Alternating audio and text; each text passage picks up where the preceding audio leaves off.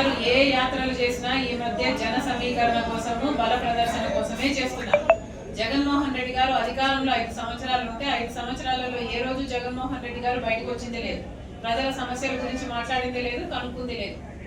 పూర్తి మద్యపాన నిషేధం అని చెప్పారు, ఆ మద్యంతోనే ప్రజలను ముంచారు. ఇలా 1 కాదు 2 కాదు అన్ని రకాలుగా ప్రజలకు అన్యాయాలు చేసి అయినా కూడా 5 సంవత్సరాలు ఎప్పుడూ బయటికి రాలేదు. కనీసం ప్రజల దగ్గరికి కాదు కదా, కనీసం వాళ్ళ లీడర్ల దగ్గరికి, వాళ్ళ కార్యకర్తల దగ్గరికే జగన్మోహన్ రెడ్డి గారు ఎప్పుడూ వెళ్ళలేదు. అసలు వాళ్ళకు కూడా అపాయింట్మెంట్ లేవు.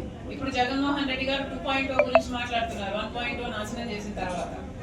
కనుక వాళ్ళ కార్యకర్తలు నమ్మకం కలిగించుకోవడానికి, లేకపోతే ఆయన బలం ఉందని చూపించుకోవడానికి ఆయన జన సమీకరణ చేస్తే ఈయన పెద్ద నాయకుడు అనేది పర్సెప్షన్ క్రియేట్ చేయడానికే ఈ ప్రయత్నం అంతా, ఈ బల ప్రదర్శన అంతా దీనికోసమే.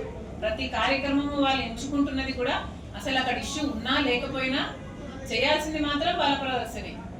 ఇదొకటే సింగిల్ పాయింట్ అజెండాగా నడుస్తుంది. మళ్ళీ చెప్తున్నాం, ఇలాంటి బల ప్రదర్శన కార్యక్రమాల వల్లనే ఈ యాక్సిడెంట్లు జరుగుతున్నాయి.